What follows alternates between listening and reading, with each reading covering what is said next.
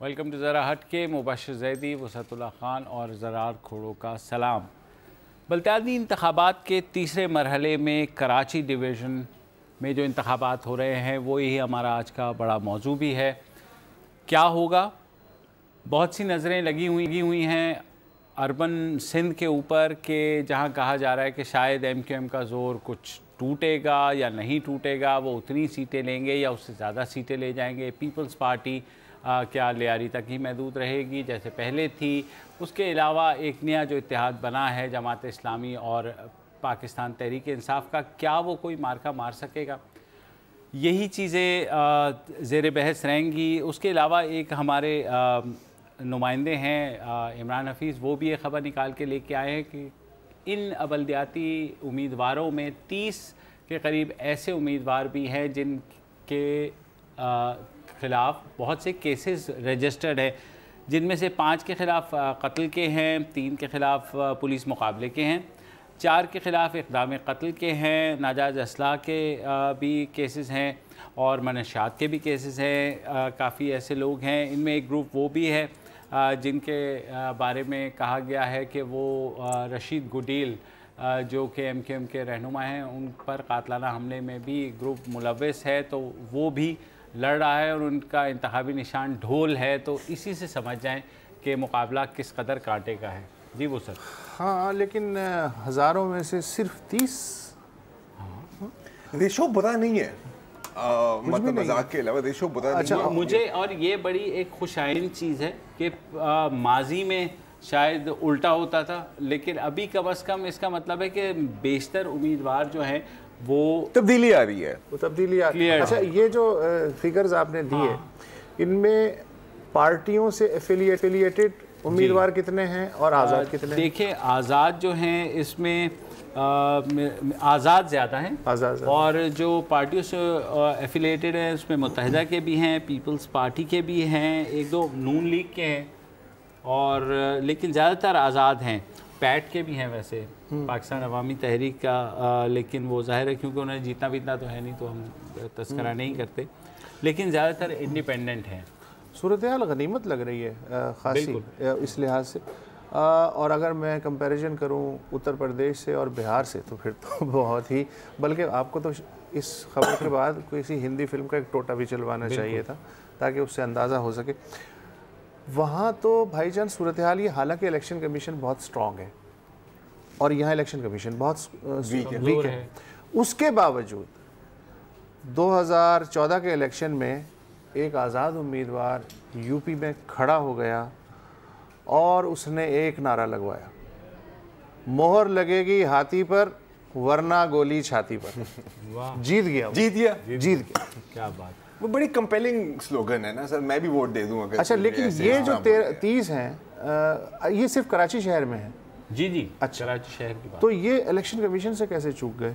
नहीं, election commission का एक सीधा फार्मूला है कि जनाब जो भी फाइल कर रहा है, अगर उसको उसका मुखालिफ चैलेंज नहीं करता तो वो ठीक है। तो इलेक्शन कमीशन को क्या पड़ी है कि भाई वो जाए और उसको जो है ना चेक करता फिरे। ज़ाहिर है इलेक्शन कमीशन के पास और भी काम नहीं है। लेकिन वो जब पोस्टर के साइज़ चेक कर सकता है, वो जब गोशवारे मंगवा सकता है, जब वो डी-सीट करने की धमकी दे सकता है, जो अखराजात सही ना दिखाए, जो ज़ाब्ता अखलाक को तोड़े, उसके ख़िलाफ़ रिजेंटमेंट का इजहार कर सकता है, तो ये भी करना चाहिए। नहीं, जो आर्टिकल 62 और 63 के तहत अखलाक चेक कर सकता है। वो तो रिक्वायरमेंट है कि जनाब आपने अपने असासे जमा करवाने। इलेक्शन कमीशन ये रिक्वायरमेंट नहीं करता। ये रिक्वायरमेंट नहीं है कि वो इलेक्शन कमीशन को ये बताएं कि जनाब इतने असासे मेरे असली हैं और इतने मैंने जो है ना खांचे के थ्रू या इलीगल मीन्स, मतलब असासे अब डिक्लेयर कर सकते हैं, FIR डिक्लेयर करने की जरूरत नहीं है। FIR डिक्लेयर करने की ज़रूरत को है नहीं। और जाहिर है जो हल्फनामा होता है कि मैं लॉ अबाइडिंग सिटीजन हूँ, तो जाहिर है इससे ज़्यादा लॉ अबाइडिंग क्या हो सकते हैं? कानूनी तौर पे मैंने किसी से सुना था, पता नहीं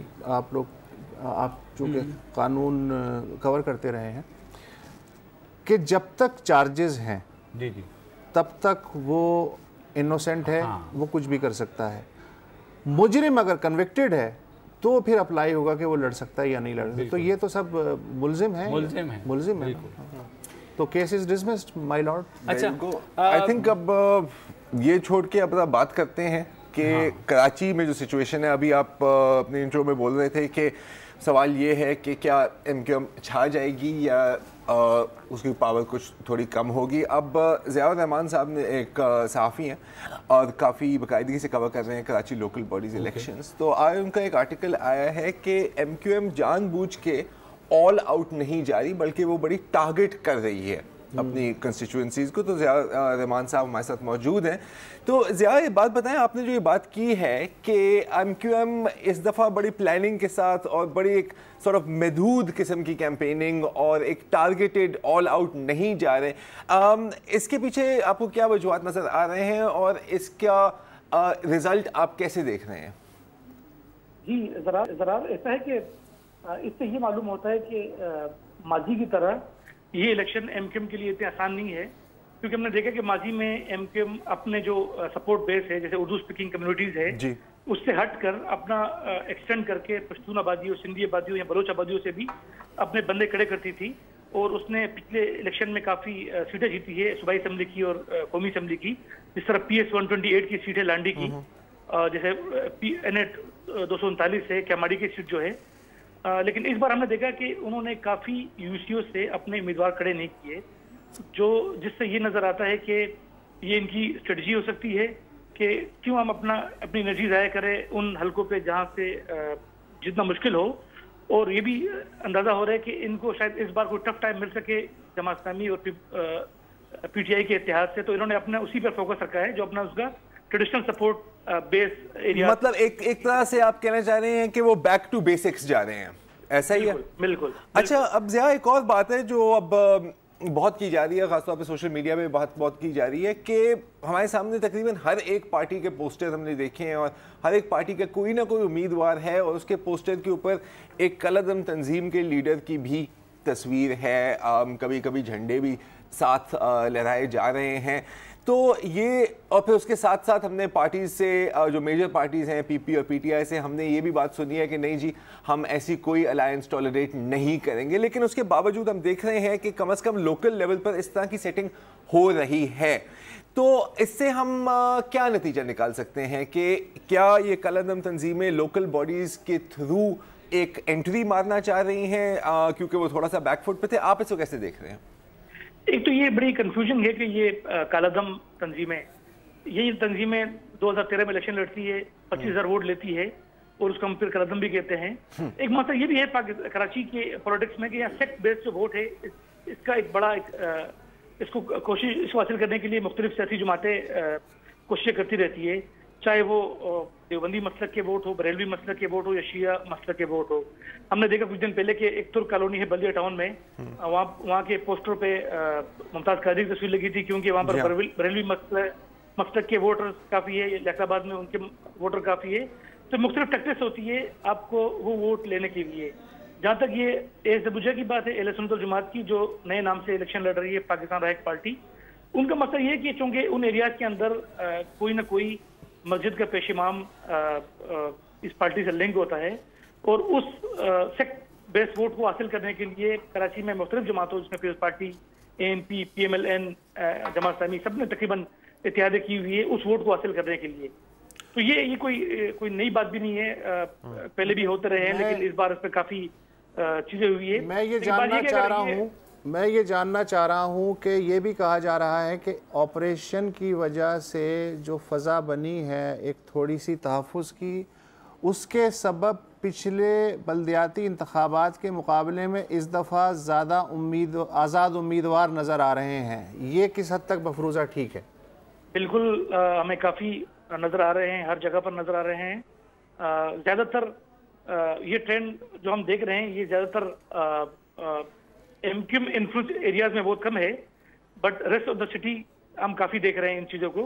अगर हम आप कराची को देखें तो कराची जो नई हल्काबंदियों के बाद डिवाइड हुआ है, जो कराची का अर्बन पार्ट है वो 6 जिलों में तकसीम हुआ है, और जो रही पार्ट है डिस्ट्रिक्ट काउंसिल जो बिल्कुल सेपरेट होगा, तो वहाँ पर पीपल्स पार्टी का मुकाबला बिल्कुल एक आज़ाद शख्सियात का एक इत्तेहाद है, अवामी इत्तेहाद, वो उसका मुकाबला कर रही है 38 यूनिट काउंसिल्स पे। इस तरह हम देखते हैं साउथ में या मलिर में, वहाँ भी हमें काफ़ी आज़ाद उम्मीदवार नज़र आ रहे हैं। तो ये नया एक ट्रेंड इमर्ज होकर सामने आया है। जी बहुत शुक्रिया ज़िया हमसे बात करने और बात की। जो स्ट्रैटेजी है मेरे ख्याल में एमकेएम की भी बहुत स्मार्ट स्ट्रैटेजी है। जैसे उन्होंने बात की कि अभी चीज़ें उन्होंने इस दफ़ा ये किया है कि ज़्यादातर जो कैंडिडेट्स हैं ना वो अननोन हैं, इतने नोन नहीं हैं जो उन्होंने खड़े किए, यानी पुराने जो वो होते थे ना पूरी एक लॉट लेकर के आए हैं जो कि इतने ज़्यादा नोन नहीं हैं, जिनके बारे में लोगों को पता भी नहीं है। तो that is what they are banking on के वो कम्युनिटी में से वो लोग ले आएँ जिनकी शोहरत निस्बतन बेहतर है और जिन पे लोग आके बंद करके वोट दे सकते हैं। तो मेरे ख्याल में MQM will win Karachi to an extent, लेकिन पीटीआई और जमात इस्लामी का जो है क्या कोई थ्रेट हो पाएगा, ये I think it's very very premature to say anything about that. हाँ, बात तो सही है। और इसमें जैसे आप अभी बात कर रहे हैं कि इस इलेक्शन में और हमने ये 246 की इलेक्शन में भी देखा है कि एमक्यूएम ने एक नॉर्मल पार्टी की तरह कैंपेनिंग बिहेव किया है। अब ये ऑपरेशन की वजह से है या उनको खुद ये रियलाइजेशन हुई है कि जी जिस तरह हमारा रवैया रहा है माजी में उस तरह हम नहीं चल सकते, ये if they are doing this और सक्सेसफुल हो जाते हैं तो बड़ा एक कंट्रीब्यूट करेगा फैक्टर एमक्यूएम को दोबारा मेन स्ट्रीम में लाने में। और वो जो उनके साथ एक छाप थी कि भाई ये इनका जो वो वाला विंग जो कि इलीगल एक्टिविटीज हाँ वो होता है, उससे शायद कुछ जो है ना अलग कर सके। Final word from you before we go to the break. नहीं ठीक है, परसों मैदान भी सामने होगा और गज़ भी सामने होगा। 6 डिस्ट्रिक्ट्स में मुझे ये नज़र आ रहा है कि 3 से 3.5 डिस्ट्रिक्ट्स जो हैं वो एमक्यूएम ले लेगी। कुछ आधे डिस्ट्रिक्ट हैं, कुछ 2 पूरे डिस्ट्रिक्ट मुझे नज़र आ रहे हैं। बाकी ये है कि आज़ाद उम्मीदवार और बाकी जो लोग हैं पीटीआई, जमात इस्लामी का इत्तेहाद और भी बहुत सारे लोग हैं, उसके बाद जोड़ तोड़ क्या होता है ये वो ज़्यादा इंटरेस्टिंग और ज़्यादा फियर्स फेज़ लग रहा है मुझे, और उसमें सारे खिलाड़ी फिर खुल के सामने आएंगे। ये चले ये हम मैच के दिन के लिए छोड़ चलते हैं क्योंकि फ़िलहाल वक्त हुआ है एक ब्रेक का और ब्रेक के बाद दोबारा हाजिर होते हैं।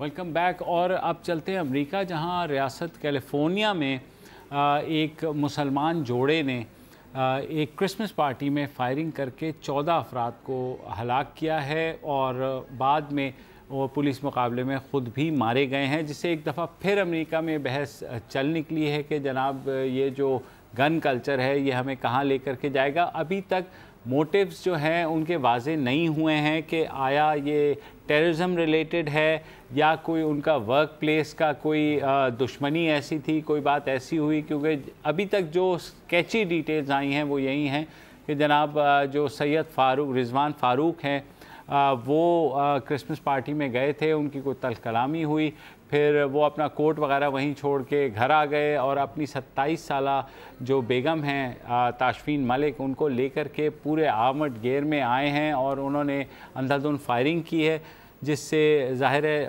जो 14 लोग जख्मी हुए हैं, 17 जख्मी हुए। अब आपने बात की कंफ्यूजन की। सबसे पहले तो आपको मुबारकबाद दे दूँ किस चीज़? डोनाल्ड ट्रंप साहब की। जी सर, मैं बाद में आने वाला था, आपने मेंशन कर दिया तो मैं बात करूँगा। मेरे अमेरिकन दोस्त से बात हुई थी दोपहर में, उन्होंने कहा कि यार आज ही डोनाल्ड ट्रंप की रेटिंग 5 पॉइंट ऊपर बढ़ गई है। अब बड़ी कंफ्यूजिंग सिचुएशन है। ना सिर्फ मैं कंफ्यूज हूँ बल्कि यूएस की पुलिस भी, जैसे आपने अभी कहा कि उनको ये कहना है कि हम अभी वाज़ेह तौर पर नहीं कह सकते कि ये दहशत गर्दी का केस है या ये वर्क प्लेस वायलेंस का केस है। ओवरऑल बात करें तो इस साल यूएस में 352 इस तरह की मैस शूटिंग्स के केसेस हुए हैं। कुछ रोज़ पहले एक प्लान्ड पेरेंटहुड के सेंटर पर भी एक शूटिंग हुई थी। This is number 352। अब देखें तो एक तरह से ये वर्कप्लेस वायलेंस का केस भी बन सकता है कि जैसे आपने अभी जिक्र किया कि वो क्रिसमस पार्टी पे गए और उससे पहले उसके सारे कोवर्कर्स का कहना था कि बड़े नॉर्मल बंदे थे, ज़्यादा बातचीत नहीं करते थे, लेकिन कभी कोई गुस्से का इजहार या हमारे साथ कोई लड़ाई ऐसी कोई बात नहीं हुई। वहाँ अब ये नहीं पता कि वो खुद वहाँ से गए हैं या कोई तू मैं हुई थी वहाँ पे, कोई लोग कह रहे हैं कि ऐसा भी था। और फिर वो घर गए हैं, अपना सारा असला लेकर आए हैं और वहाँ पर फायरिंग की। अब जितनी तैयारी थी, अब किसी नॉर्मल बंदे के पास bullet proof jackets, AR-15 assault rifles और सर के ऊपर गोप्रो कैमरास भी थे। अमेरिका में ये खरीदना कहाँ से मुश्किल है? मुश्किल नहीं है, लेकिन जिस तरह वो आए हैं तो मतलब है कि शायद वो कोई कार्रवाई प्लान कर रहे थे, ये एक पॉसिबिलिटी है। लेकिन वहां पार्टी पे कुछ ऐसा हुआ, उन्होंने कहा कि यार यहाँ ही हम। अच्छा, अगर ये साबित हो जाता है, ये भी पॉसिबिलिटी, मिस्टर रिजवान और उनकी जो अहलियां हैं जो कि अब इस दुनिया में नहीं है, उनका ये इनफरादी फेल था, अमेरिका में कितने लोग मान जाएंगे?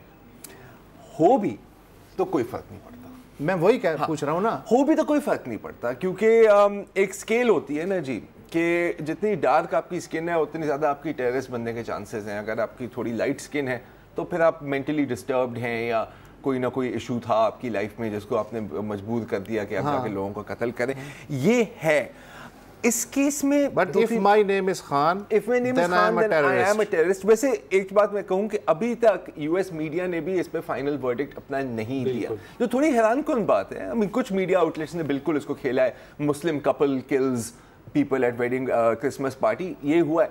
लेकिन ओवरऑल अभी तक फिर भी थोड़ा बहुत बैलेंस चल रहे हैं। लेकिन अगेन इससे कोई फर्क नहीं पड़ेगा, क्योंकि फायदा किसको होगा?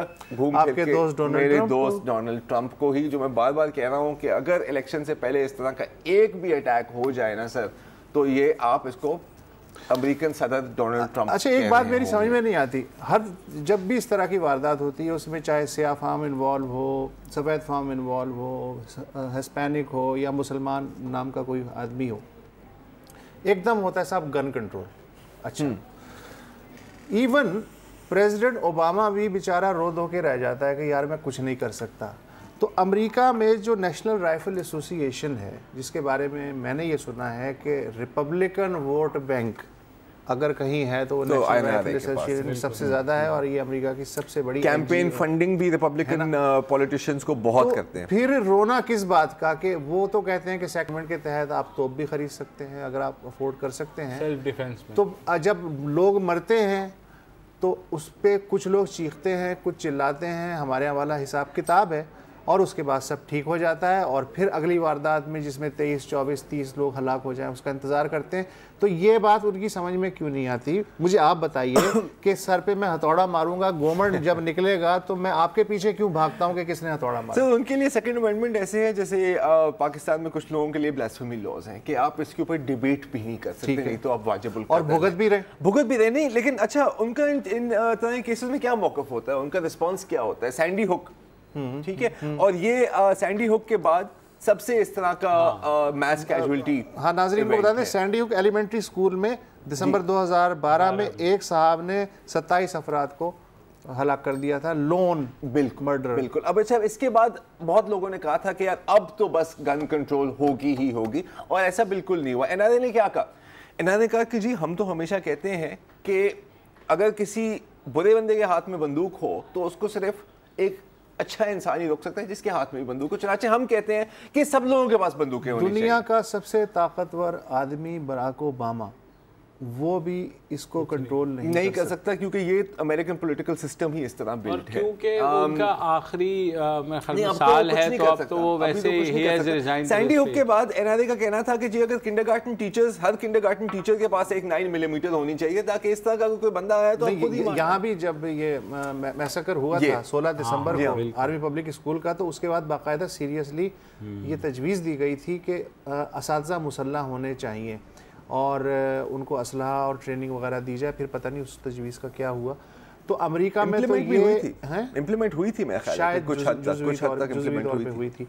लेकिन अमेरिका में तो ये अकीदे का हिस्सा है कि भाई आपके पास अगर गन नहीं है तो आप कौन है? ये तो है the right to keep and bear arms, और ये तो फिर चले इसके अंदर में फिर अमेरिकन पॉलिटिकल सिस्टम की गहराइयों में जाना होगा। तो फिर रोए नहीं, मैं सिर्फ ये कह रहा हूँ, रोए नहीं सर। ये रोते नहीं है, ये इसको यूज करते हैं अपने एजेंडा के ऊपर कि जी अगर उस क्रिसमस पार्टी में बाकी लोगों के पास असला होता तो कोई इसको गोली मार देता, और ये ऐसा ना होता। उनकी आर्ग्यूमेंट ये है। बहरहाल मैं आपको फिर मुबारकबाद पेश कर रहा हूँ डोनाल्ड ट्रंप के। Thank you very much sir. इंशाल्लाह ब्रेक ले लेते हैं और ब्रेक के बाद वापस आते हैं।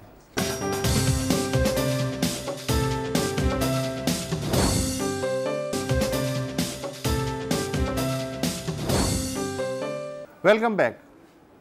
शाम की जो दलदल है उसमें पहले ही बहुत सारे खिलाड़ी हैं, शायद अब नए खिलाड़ी की जगह भी नहीं है, लेकिन बरतानिया की बात कुछ और है। कल वज़ीर आज़म डेविड कैमरून ने बरतानवी पार्लियामान से इजाज़त ले ली कि शाम पर बरतानवी फ़ज़ाइया हमले कर सकती है ताकि वो जो सवाब दारैन है दहशत गर्दों को कुचलने का, ऊपर से बम मार के उसमें बरतानिया भी शामिल हो जाए। बड़ी धुआंधार डिबेट हुई, 397 वोट हक़ में आए लेकिन 223 खिलाफ आए, जो कि एक बहुत ही अनयूजुअल बात है। इससे आप अंदाज़ा लगा सकते हैं कि बरतानिया कितना डिवाइडेड है। लेकिन 67 जो लेबर अरकान थे हिज़्ब इख्तिलाफ़ के, उन्होंने भी इस करारदाद के हक़ में वोट दिया। एक मरहले पे ऐसा लगा कि ये बरतानवी पार्लियामेंट नहीं है, पाकिस्तानी पार्लियामेंट है, क्योंकि वज़ीर आज़म ने जब ये कहा कि जो इस करारदाद के हक़ में वोट नहीं देंगे वो दरअसल दहशत गर्दों के हमदर्द हैं, तो उस पर ज़ाहिर है शोर मच गया। 12 अरकान पार्लियामान जिसमें लेबर पार्टी के कायद जेरेमी कॉर्बिन भी शामिल हैं, उन्होंने अपील की कि ये लफ्ज़ वापस लिया जाए कि जो हमारा मुखालिफ है इस करारदाद के लिए वो दहशत गर्दों का साथी है, माफ़ी मांग लें, माजरत कर लें। अंग्रेज़ झट माजरत कर लेते हैं इस तरह की बात हो, लेकिन वज़ीर आज़म डट गए। उन्होंने कहा माजरत की तो कोई बात ही नहीं है, मैंने उसूली बात की है। तो इस तरह अच्छा, वज़ीर आज़म बहुत खुश हैं डेविड कैमरून, क्योंकि और वो तैयार बैठे थे जैसे ही करारदाद मंजूर हुई है, कब्रस से 4 टॉर्नेडो उतरे हैं और उन्होंने कार्रवाई मोबाइल उठाया, चल भाई नहीं वो SMS कर दिया होगा गो। आप बात कर रहे थे पार्लियामेंट के डिवाइड होने की, लेबर पार्टी खुद तकसीम हुई है, 67 है ना जी हाँ। और अपनी अब ये देखें कि जेरेमी कॉर्बिन साहब के जो शैडो फॉरेन सेक्रेटरी हैं, उन्होंने एक बड़ी एक पुरजोश तकरीर की है कि जी ये हमें करना है और हमें बॉम्बिंग करनी है। अब देखें ये भी एक और डिबेट है कि बिल्कुल आपने देश की अस्करी कुव्वत के साथ भी निपटना है, जो उनके पास फिजिकल स्पेस है उसको भी आपने कंटेन करना है। लेकिन क्या ये सिर्फ एरियल बॉम्बिंग के थ्रू अचीव हो सकती है?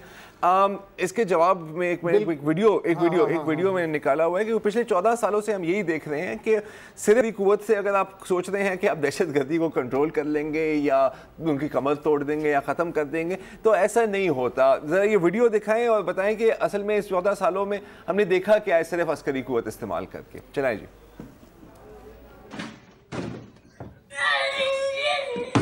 तो बेसिकली ये इराक दिखाया, इराक, अफगानिस्तान, शाम।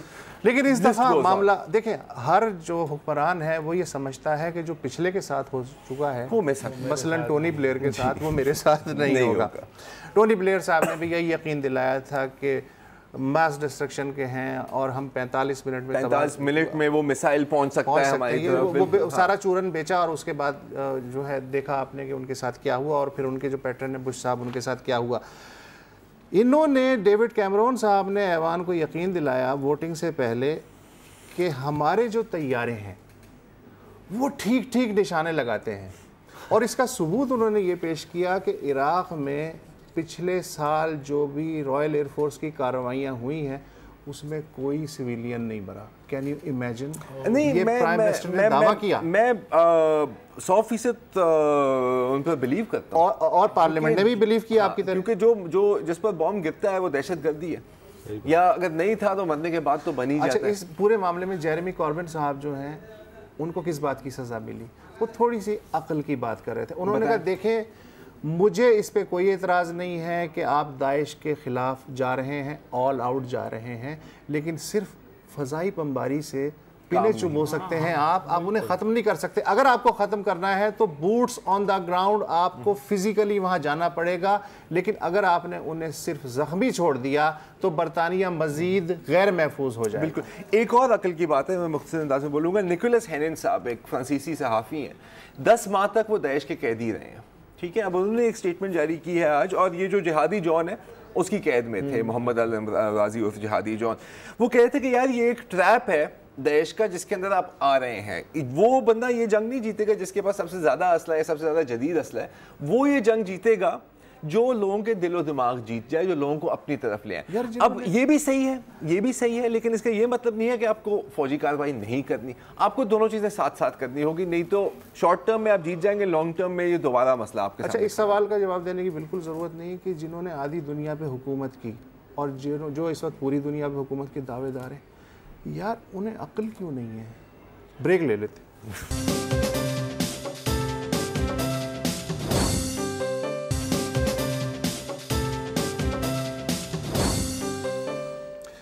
Welcome again.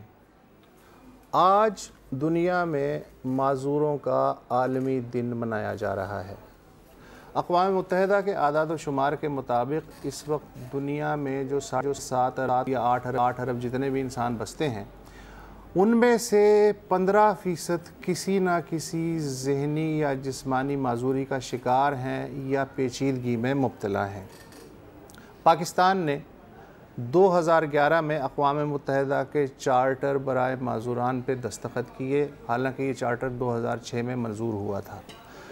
2011 में दस्तखत के बावजूद आज सूरत हाल ये है कि पाकिस्तान के पास कोई ऑफिशियली डेटा नहीं है कि इस मुल्क में कितने माजूर अफराद रहते हैं।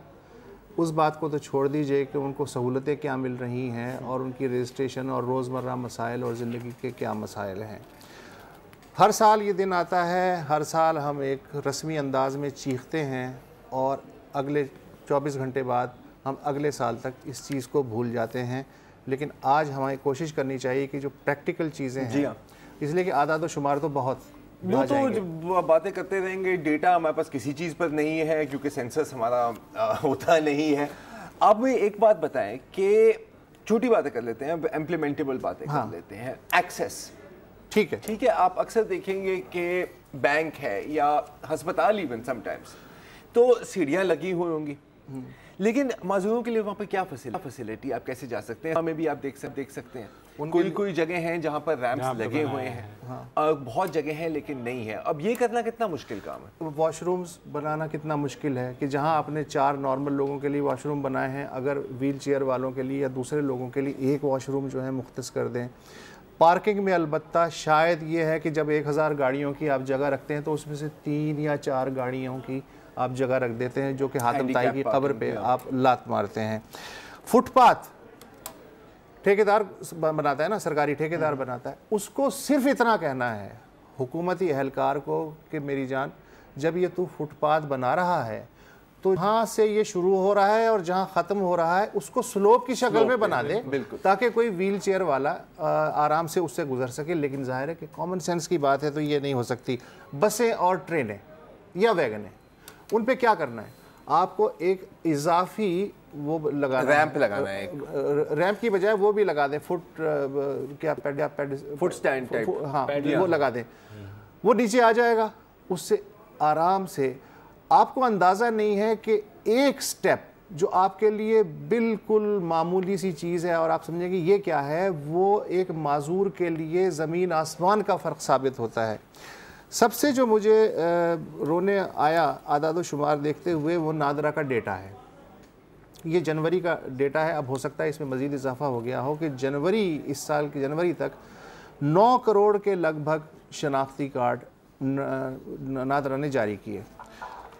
उस एतबार से 1.5 लाख माजूर हैं पाकिस्तान में जिनको के शनाख्ती कार्ड मिला, और उसमें सबसे ज़्यादा जो आबादी वाला सूबा पंजाब है उसकी हालत सबसे अफसोसनाक है। 0.08% वहाँ के जो माजूर रहते हैं उनको शनाख्ती कार्ड मिला। वजह क्या हो सकती है? एक तो वजह ये हो सकती है कि शायद घर वाले भी ये बताना पसंद नहीं करते कि फ़लाना जो है उसको माजूर के तौर पे उसकी रजिस्ट्रेशन की जाए, और शायद जो इदराज करने वाले हैं उनको भी ये ख्याल नहीं रहता कि ये उनकी अपना पासपोर्ट है, घर से बाहर निकलेंगे तो शनाख्ती कार्ड उनका पासपोर्ट है, सरकारी हॉस्पिटल में जाएंगे, वो किसी बैंक में जाना चाहेंगे, कोई मुलाजमत के लिए अप्लाई करना चाहेंगे। नतीजा उसका ये निकला है कि इस वक्त जितने भी माजूर हैं पाकिस्तान में, फ़र्ज़ करें 100 हैं, 100 में से सिर्फ 14 मुलाजमत कर रहे हैं, बाकी या तो अपने घर वालों पे डिपेंडेंट हैं या फिर भीख मांग के या इस तरह के काम करके गुजारा कर। आपने मुलाजमत की बात की, तो इससे पहले कि टाइम ख़त्म हो जाए, एक सक्सेस स्टोरी भी है और ये मैंने अपने आंखों से देखी है। मैं खुद इस पर रिपोर्टिंग भी थोड़ी सी की थी। अगर आप कराची की एटीएम मॉल या डॉलमन मॉल पर जाएं तो आप देखेंगे कि वहाँ पर जो पार्किंग लॉट में और जो वैले टिकट्स दे रहे होते हैं, उन्होंने एक टी शर्ट पहनी होती है जिसमें एक हाथ मुंह के ऊपर हाथ और कान के ऊपर हाथ, they are all deaf and dumb, और इनको डिलिबरेटली वहाँ पर एम्प्लॉय किया हुआ है। और मेरी बात हुई है जो कंपनी इनको प्लेसमेंट करती है इनकी इस तरह की जगहों पर, उन्होंने कहा कि जी हम खैरात नहीं कर रहे, ये लोग हमारे एबल्ड एम्प्लॉयज़ से 10 गुना ईमानदार हैं और जितनी मेहनत के साथ ये काम कर रहे हैं, हमारे पास कभी जिंदगी में इस तरह के एम्प्लॉइज मिले ही मैंने नहीं। KFC का एक आउटलेट देखा, KFC का भी जी KFC का भी एक या शायद 2 आउटलेट्स हैं, उसमें भी यही है। हाँ, उसमें रावलपिंडी में भी है, जहाँ जो समाज से महरूम या बोलने की क़ुव्वत गोयाई से महरूम लोग हैं उनको उन्होंने मुलाजिम रखा है और वो बेहतरीन सर्विस देते हैं। तालीम का शोबा सबसे ज़्यादा अफसोसनाक सूरत हाल है, हालांकि 2% कोटा मुलाजमतों का भी है और तालीमी इदारों में भी है, लेकिन जो नॉर्मल स्कूल हैं, चूँकि हमें बचपन से ही बताया जाता है कि ये शायद ठीक लोग नहीं होते, अल्लाह ताला जाने और ये जाने, तो इस वक्त 2% जो बच्चे हैं वो स्पेशल जो स्कूल हैं, तालीमी इदारे इनके लिए बनाए गए, उनमें पढ़ रहे हैं। बाकी 2% नॉर्मल स्कूलों में पढ़ रहे हैं, लेकिन 96% क्या कर रहे हैं, उनकी तालीम का क्या बंदोबस्त है, कोई नहीं जानता।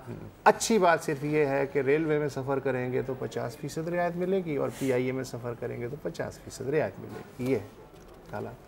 बिल्कुल मकाम सोचने का हमारे लिए नाज़रीन यही है कि हम अपने माशरे के उन तबक़ात को किस तरह ट्रीट करते हैं जो निगलेक्टेड हैं। एक नज़र उसकी तरफ भी डालिएगा, सोचिएगा। वन लाइनर ये है कि मेरा हाथ ख़राब हो सकता है, मेरी टांग ख़राब हो सकती है, लेकिन मेरा जहन उसी तरह काम कर रहा है जिस तरह आपका और आपका जहन काम कर रहा है। मैं भी वही कर सकता हूँ जो कोई भी कर सकता है। और सबसे बढ़ के कि मेरा दिल या उनका दिल भी उतना ही खूबसूरत है, वो भी चीज़ों को उसी तरह महसूस कर सकते हैं, देख सकते हैं, सुन सकते हैं, शायद बोल ना सकते, दोस्ती कीजिए उनसे, रहम ना खाइए, दोस्ती कीजिए। यही आज का पैगाम है। इजाज़त दीजिए, कल दोबारा मिलेंगे।